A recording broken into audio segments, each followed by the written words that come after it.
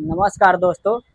आज हम बहुत महत्वपूर्ण टॉपिक को बारे में बात करने जा रहे हैं।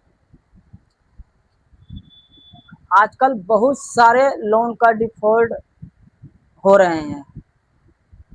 बैंक और एनबीएफसी के लीगल मेल पे, व्हाट्सएप पे नोटिस भेजी जा रही है दोस्तों। मेल पे या उनको मोबाइल के टेक्स्ट मैसेज पे एक लिंक भेजी जा रही है। उसको आप ओपन करते हैं तो उसको पीडीएफ में जब आप ओपन करते हैं तो उस पर लिख के आता है वो सीजनल ऑर्डर। दोस्त, आप इस बात को याद रखें। इस प्रकार का नोटिस आया है तो कमेंट में बताएं हमें।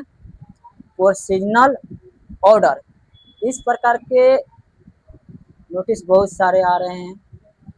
यूट्यूब पर आ रहा है, किसी के पास आया है तो हमें आप बताइए किन किन लोगों के पास आया है। कोर्ट ने हमारे इस लोन डिफॉल्ट के मामले में ऑर्डर तो नहीं पास कर दिया, हमारे खिलाफ कोई मुकदमा तो नहीं पास हो गया, हमारे खिलाफ कोई कंप्लेन फाइल नहीं हो गया ना डिस्ट्रिक्ट कोर्ट में, मजिस्ट्रेट कोर्ट में मेरे खिलाफ कोई ऑर्डर तो नहीं पास हो गया। इस चीज़ के लेके उनको मन में काफ़ी भय और डर का माहौल रहता है। इसको लेकर लोग बहुत सारे डरते हैं और डरना भी चाहिए, लोग डरते भी हैं। तो कितने लोग के पास आया है ऐसा, इसमें डरने की कोई बात नहीं है। कि इतने सारे कॉल और मैसेज आ रहे हैं कि मैंने ये सोचा कि इस पर एक वीडियो बना देते हैं। जो लोगों के ऊपर डर है, जो भय है, जो ऑर्डर तो नहीं है, जो उनके ऊपर डर पैदा हो चुका, उसको मैं ख़त्म करना चाहता हूँ। क्या बताता है इस लेटर का मतलब, क्या होता है इस प्रोसीजर ऑर्डर का मतलब, क्या होता है, इस चीज़ का मैं आज क्लियर करना चाहता हूँ इस वीडियो के माध्यम से। डियर फ्रेंड्स, आप उस पीडीएफ के आप ओपन करते हैं या मेल पाया है या टेक्स्ट मैसेज पे या कोई लिंक भेजा हो, जब आपने उसको ओपन करते हैं उस पर लिख के आता है प्रोसीजनल ऑर्डर। प्रोफेशनल, अरे कोई बैंक से किसी भी से भी आ सकता है, लेकिन कोई बैंक के किसी का हम नाम नहीं लेंगे, मान लीजिए किसी के पास से आ सकता है। वर्सेस वर्सेस मान लीजिए किसी के, मैं एक नाम ले रहा हूँ, किसी का भी मान लीजिए कोई भी हो गया, राम राम मान लीजिए। इस मामले में जो भी करना हो, जवाब देना हो, अपील करना हो, यहाँ पे पर जो फॉर्मेट बनाया गया ना, जो कोर्ट की तरफ बनाया, जैसे कोर्ट से अटा है ना, वैसे आएगा एकदम पूरा, वैसे ही आएगा। जो लोन को डिफॉल्ट होगा डर जाएंगे, उनके अंदर डर का माहौल पैदा हो जाएगा। और लिखा होता है पर्सनल ऑर्डर ब्यूटेन, इस पर लिखा होता है। उसके बाद एक लंबी चौड़ी नोटिस होगी। इन नोटिस का मतलब आपको मैं समझा देता हूँ, इस पर डरने की कोई बात नहीं। इससे होता क्या है दोस्तों, एक कानून है आर्बिट्रेशन और कंसेशन और 1996। इस कानून के अंदर दोस्तों एक एक प्रोविजन है, इसका नाम है कॉन्सिलेशन। कॉन्सिलेशन का मतलब क्या होता है, मध्यस्थता। मध्यस्थता होता है जो कि एक थर्ड पर्सन होता है।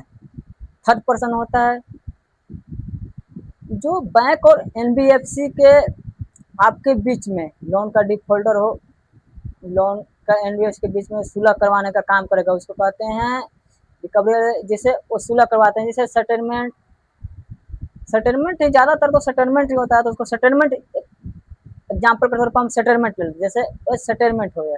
कॉन्सिलेशन नाम का एक पर्सन होगा, जैसे वो मीडिएटर होगा, जो बैंक और एनबीएफसी और लोन डिफॉल्टरों के बीच में बात करेगा।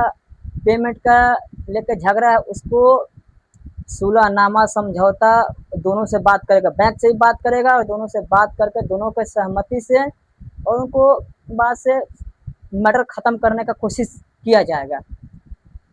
उसमें अपना सजेशन आप बताइए, बैंक अपना बताएगा और कोशिश करेगा कि यहीं पे मामला सुलझ जाए और एक ख़त्म कर दिया जाए, आर्बिट्रेशन में ना जाए, कोर्ट कचहरी में ना जाए। इसलिए मैटर आपसी समझौते में निपट जाए, इसको ख़त्म कर दिया जाए, लेन देन करके कम बेसी 19-20 करके इसको ख़त्म कर दिया जाए। इसको अपॉइंट किया जाता है दोनों को सहमति से। यहाँ पे क्या होता है, जो पर्सनल जो ऑर्डर है कोरिया का एक आदेश है। इसमें जो बैंक और एनबीएफसी का जो लीगल जो टीम है, जो आपको लीगल नोटिस, जो उनको वकील होते हैं, आपको बकाया एक नोटिस, लीगल नोटिस ड्राफ्ट करके भेजते हैं और बताते हैं कि इस लोन डिफॉल्ट के मामले में हमने एक काउंसलेशन को अपॉइंट किया था, हमने आपको इसके पहले नोटिस भी भेजी थी सुलहनामा समझौते के लिए, लेकिन आप जो भी समय तिथि दे दिया गया था उस मामले में उस टाइम आप हाजिर नहीं हुए। जो काउंसलेटर अपॉइंटेड किया गया था, आपने आए नहीं, बैठे नहीं, आपने हमारे साथ बातचीत करते सुलहनामा नहीं करवाया। हमने आपको सेटलमेंट का प्रस्ताव ऑफर भी दिया था, उसमें आपका इंटरेस्ट, पेनल्टी, ब्याज सब माफ़ करने के लिए तैयार थे, लेकिन आपने उसमें काउंसलेशन की जो प्रोसेसिंग थी, जो उसमें आप पार्टिसिपेंट नहीं की, अटेंड नहीं किया। इस प्रकार से लीगल नोटिस के माध्यम से आपको सूचित इन्फॉर्म कर देते हैं, ठीक है। वो आपके वीडियो कॉन्फ्रेंसिंग के जरिए एक लिंक भेजते हैं, एक लिंक को ज्वाइन करके हमारे साइड में आप मीटिंग कीजिए। इसमें एक ऑफिसर रहेंगे जो न्यूट्रल रहेंगे, निष्पक्ष होंगे, वो हमारे मामले को दोनों को बैठाकर सुलह करने की, सेटलमेंट करने की, समझौते करने की पूरी कोशिश करेंगे। लेकिन आप उस काउंसिलेशन में जो अफसर है, जो समक्ष में आप पेश नहीं हुए, आप गए नहीं, इसलिए आपको इलीगल नोटिस भेज रहे हैं। आपको सेटलमेंट का प्रस्ताव, कुछ प्रक्रिया आपने रिप्लाई नहीं दिया, उसमें एक मोबाइल नंबर भी दिया होता है, उस मामले में उस पर कॉल कर सकते हैं। बातचीत करने के लिए नंबर दिया होता है, इस नंबर पर कॉल करके आप उससे बात कर लीजिए। आपको डेट उट सब मिलेगा उस पर।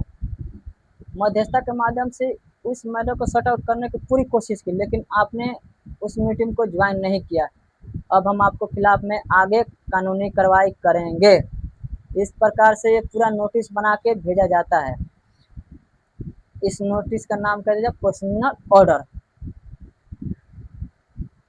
दोस्तों, एक कोर्ट का ऑर्डर नहीं है, ऐसा नहीं है कि आप इसको नहीं माने तो कोर्ट का, इस पर डरने की कोई बात नहीं है।